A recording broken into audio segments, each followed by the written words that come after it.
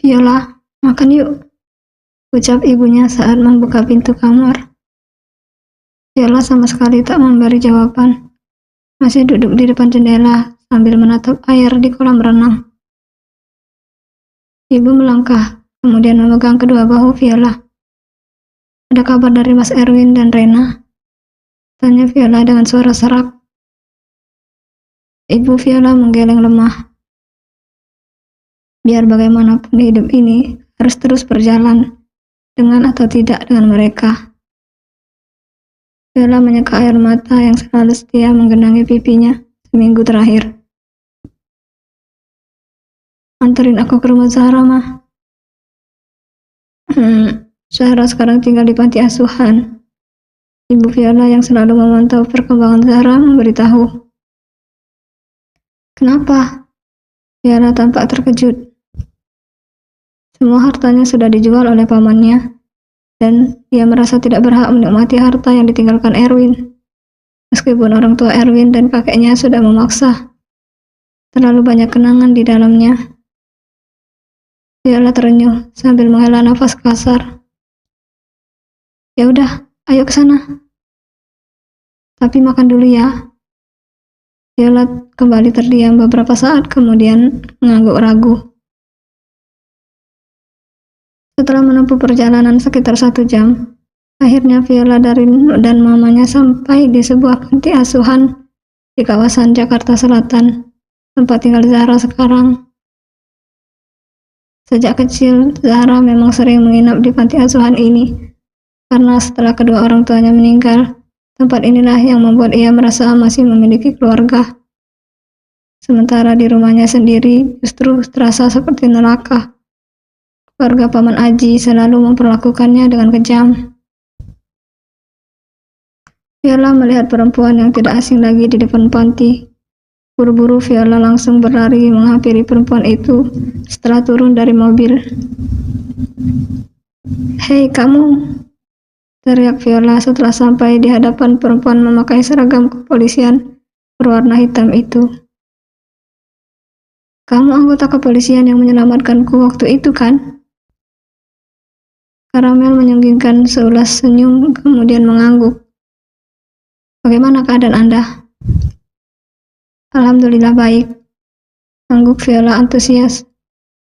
"Kesini, mau ngapain?" "Pengen ketemu sama teman sekolahku." "Oh," jawab Viola dengan mulut yang terengah-engah.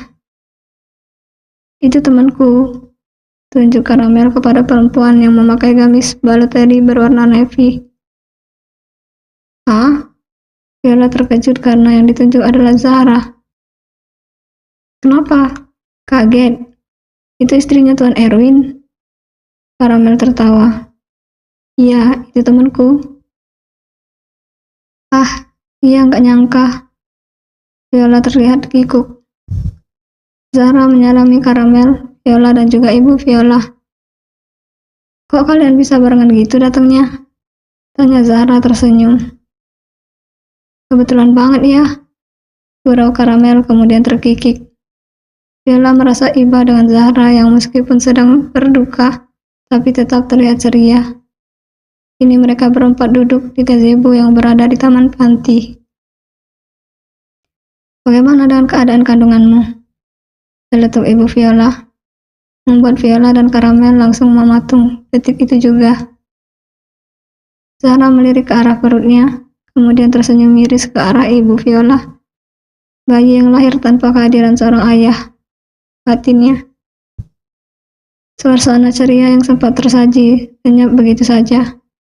Karamel hanya meneguk ludahnya dengan susah payah, merasa bersalah karena Zahra kehilangan sosok suami karena kesalahannya. Karamel menjadikan Erwin sebagai umpan untuk mengetahui markas persembunyian Rustam, yang katanya di Beijing, ternyata berada di Provinsi Hanan. Zahra kembali terisak karena teringat dengan Erwin. Viola langsung mendekap tubuh Zahra untuk menenangkannya. Viola menyadari kalau Zahra masih kecil, masih seumuran dengan adik Erwin. Wajar jika gadis yang harusnya kuliah seperti Zahra terpukul karena ditinggal suaminya. Mbak bakalan bantuin kamu jagain anak kamu. Viola mengusap-usap punggung Zahra yang bergetar di dekapannya. Kita urus anak kamu sama-sama ya. Lirih Viola ikut menangis. Karamel hanya bisa menggigit bibir bawahnya, kemudian mendongak. Tak kuat melihat pemandangan yang memilukan itu. Makasih Mbak, ucap Zahra melepas pelukannya, kemudian menyeka air mata yang lagi-lagi membasahi pipinya. Maaf, jadi acara nangis-nangisan kayak gini. Karamel tersenyum kecut, kemudian menunduk. Sebenarnya aku kesini mau ngasih informasi aja, Rah, bahwa pencarian akan dihentikan kalau sampai 1 minggu tidak ditemukan tanda-tanda keberadaan Tuan Erwin dan anaknya. Berdoalah yang terbaik untuk Tuan Erwin, Rah. Zahra dan Viola mencoba menghibur diri mereka dengan mengunjungi kebun binatang Ragunan yang berada di Jakarta Selatan. Tak menyangka tragedi itu membuat mereka menjadi sedekat ini, bak seorang adik kakak saling menyayangi. Tara, Zahra, aku beliin cappuccino cincau nih. Viola memperlihatkan minuman yang baru saja ia pesan. Setelah lelah mengelilingi taman Ragunan, melihat berbagai jenis binatang, mereka berdua akhirnya memutuskan beristirahat di bangku yang sudah disediakan di sudut-sudut taman. Mereka berdua sedari tadi hanya ketawa ketiwi seperti anak remaja yang lagi hangout, sangat mirip ABG yang belum merasakan pahitnya kehidupan. Zahra, wajah kamu mirip orang hutan tadi deh. Viola terkikik sambil menyeruput cappuccino cincaunya. Ish, dengus Zahra sambil menepuk bahu Viola. Mbak Viola malah mirip bir kambing yang dikandangin tadi. Be. Dedeknya membuat mereka berdua langsung terbahak-bahak. Aduh, perut aku sakit ketawa mulu. Viola mencoba mengerem tawanya yang membuat perutnya ngilu. Zahra menyeruput minumannya santai. Kemudian tatapannya beralih ke arah dua pasangan suami istri dan dua anak yang terlihat heboh saat melihat gajah di ujung sana. Raut wajah Zahra langsung berubah sendu. Ada apa? Tanya Viola yang menyadari perubahan ekspresi wajah Zahra.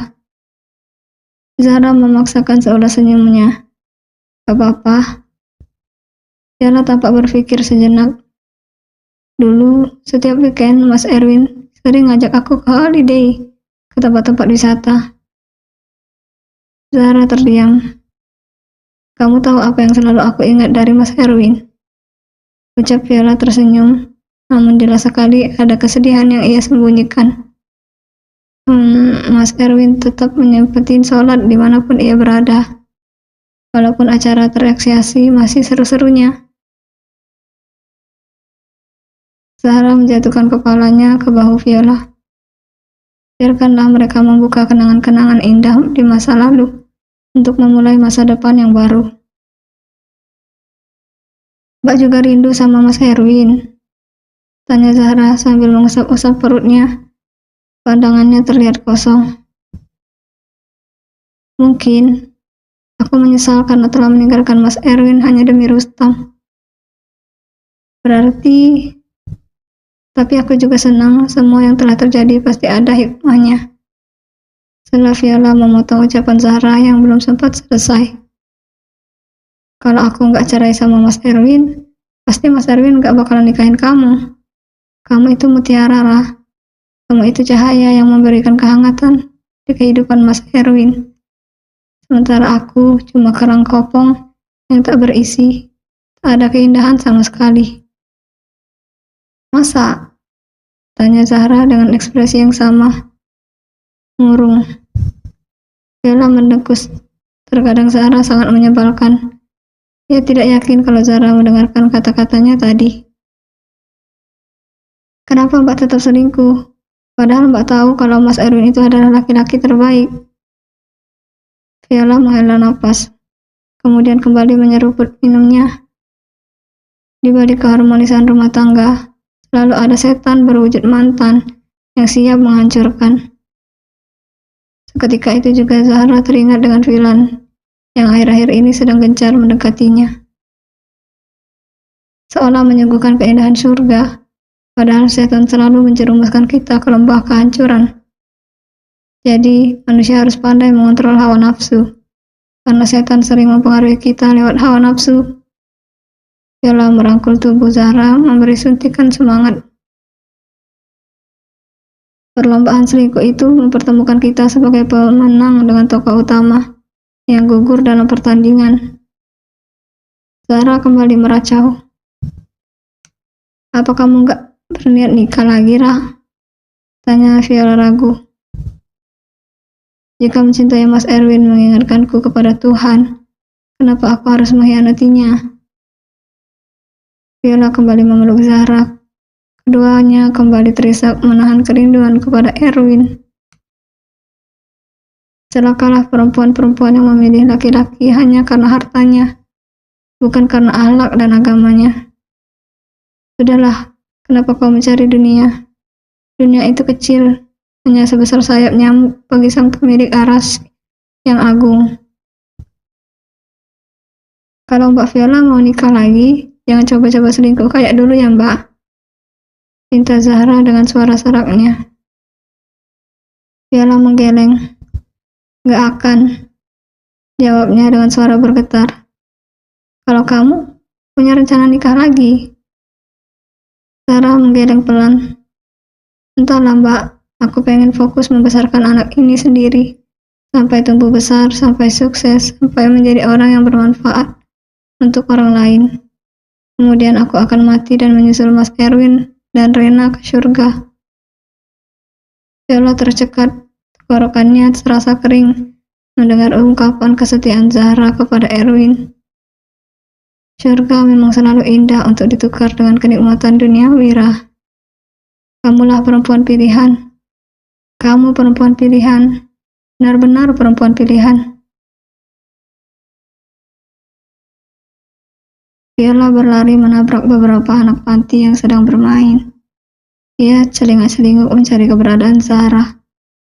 Terlihat Bu Anti yang sedang menyiapkan nasi ke mulut anak berumur 6 tahun, menoleh ke arah Viola, yang baru saja muncul dengan nafas terengah-engah. Zahra mana, Bu? Bu Anti melongo. Itu di belakang lagi nyiram bunga. Makasih, Bu. Viola langsung melesat menghampiri Zahra. Bu Anti hanya geleng-geleng kepala melihat tingkah Viola. Viola langsung berteriak setelah melihat keberadaan Zahra. Hei, Zahra! Zahra yang sedang menyiram bunga berbalik badan, kemudian mengernyit melihat Viola yang berteriak heboh menghampirinya. Ada kabar baik. Viola membungkuk dengan nafas terengah-engah. Apa, Mbak? Tanya Zahra sambil menatap aneh ke arah Viola. Viola merogoh sesuatu dari dalam sling bag-nya. Kita kebagian tiket nonton film 2 garis biru. Zahra langsung melemparkan selang yang ia pegang. Wah, beneran. Viola manggut-manggut, keduanya langsung melonjak-lonjak girang, kemudian berpelukan saking senangnya. Tanpa sadar, sudah banyak anak-anak panti yang berbondong-bondong melihat kehebohan emak-emak muda itu. Beberapa anak-anak panti itu tersenyum tengil, kemudian bersama-sama menyoraki Zahra dan Viola. Orang gila, orang gila, orang gila. Loh, kok? Zahra langsung terhenti sambil menoleh ke arah anak-anak panti itu sambil menahan malu. Sementara Viola langsung melotot. Kami gak gila ya? Ada orang gila, ada orang gila. Mereka terus saja menyoraki Viola dan Zahra dengan wajah tengilnya. Kemudian langsung berlari terbirit-birit setelah Viola mencoba menangkap salah satu dari mereka. Zahra hanya tertawa cekikikan melihat tingkah konyol Viola yang mengejar anak-anak panti seperti menggiring bebek masuk ke kandang. Namun, sesaat kemudian ia mengusap-usap perutnya yang mulai membesar. Lagi-lagi keceriaannya terusik setelah teringat dengan sosok itu. Kamu akan hidup bahagia bersama ibu, nak. Ibu janji, ucapnya getir. Kamu tahu nggak kalau nama aktor yang memerankan si Dara itu namanya juga Zahra? Bella berbisik kepada Zahra. Zahra yang sedang kusuk menatap layar bioskop sambil melahap popcornnya mengernyit. Zahra kali mbak, bukan Zahra. Itu kan salah satu personilnya JKT48. Beda dikit ah, cuma kurang satu huruf aja, perhitungan banget. Viola terkikik. Remang-remang Zahra melihat wajah Viola yang tersenyum. Mbak nggak punya cita-cita kayak Dara gitu? Ambil duluan. Viola langsung menempeleng kepala Zahra. Enak aja. Apa kata dunia kalau janda hamil duluan? Kirain aja cita-cita Mbak Viola gitu. Ledek Zahra kini gantian terkikik melihat wajah Viola yang cemberut. Kalau ngomong hati-hati ya. Gini-gini aku pernah bunuh orang loh. Viola memperingati. Cie pembunuh. Bukannya takut, Zahra malah terkikik. Dasar sableng. Dengus Viola kemudian kembali menonton film dengan khusyuk. Tidak berlangsung lama karena Zahra tiba-tiba menyenggol-nyenggol lengannya. Apaan sih? Itu lihat deh mbak, di tempat duduk sebelah sana. Orang pacaran semua. Tunjuk Zahra. Ya bagus sih, biar mereka tahu dampak dari hubungan tanpa ikatan yang halal. Viola berucap santai. Udah pasti mereka baru ABG semua ya. Berarti Mbak Viola paling tua di sini. Zahra kembali terkikik. Ternyata niatnya hanya untuk meledek Viola. Enak aja. Wajah aku kelihatan masih umur 17 tahun kali. Jadi nggak masalah nonton ginian. Tampik Viola. Bilang aja nonton film kayak gini biar berasa muda lagi. Zahra menutup mulutnya menahan tawa. Bodoh. Daripada kamu ibu-ibu hamil. Ups. Viola langsung menutup mulutnya keceplosan. Tahu jika Viola merasa tidak enak karena sudah menyinggungnya. Akhirnya Zahra mencoba memberikan reaksi bahwa dia tidak apa-apa. Gak masalah juga. Yang penting hamilnya secara halal. Hina di mata orang-orang belum tentu hina di mata Allah.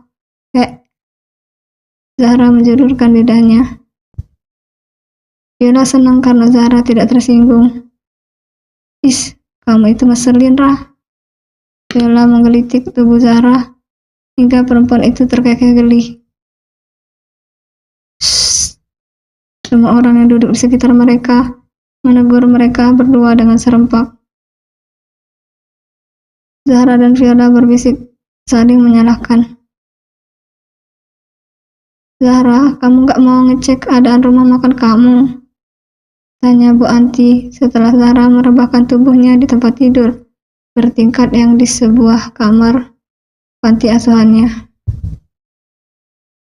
Zahra menggeleng lemah. Enggak Bu, aku trauma ngeliat rumah makan itu. Bu Anti menghela nafas.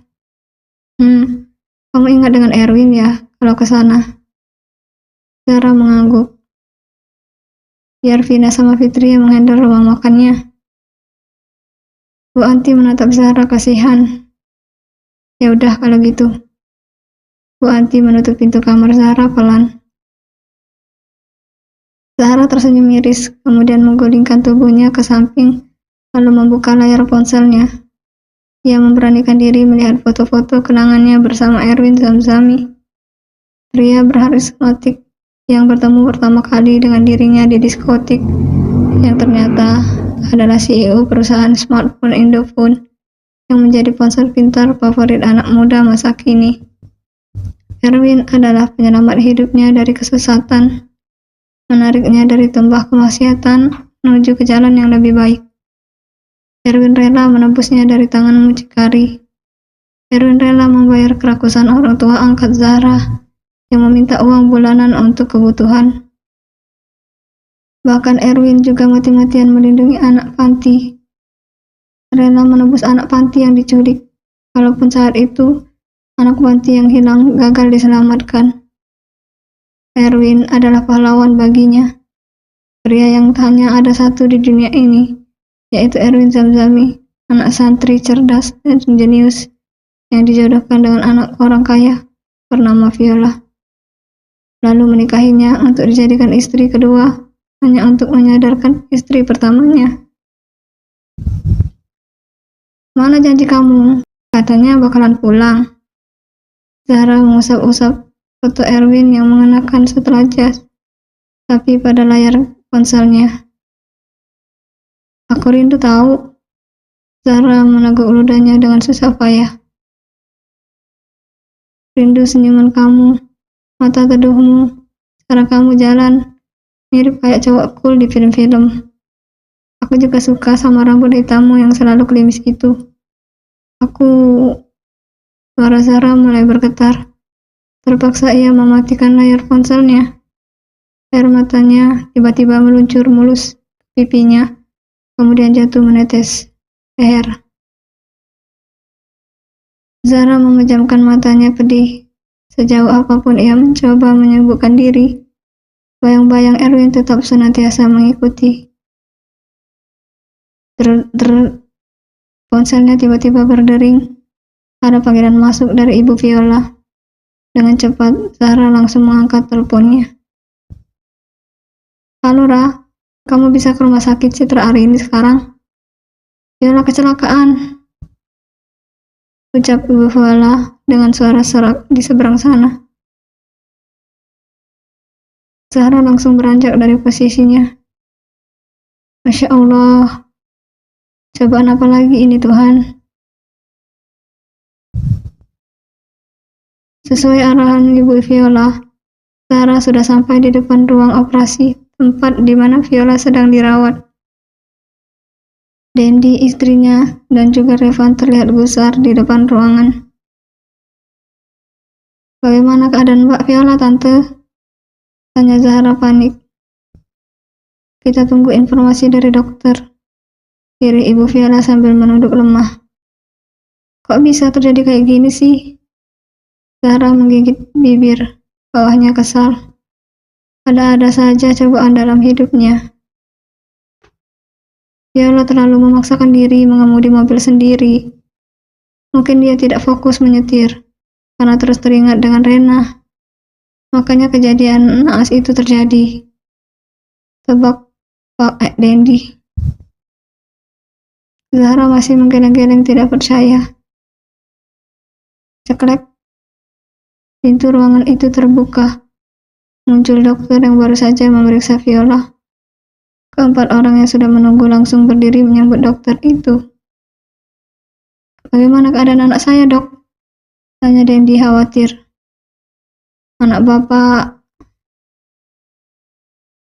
Bersambung.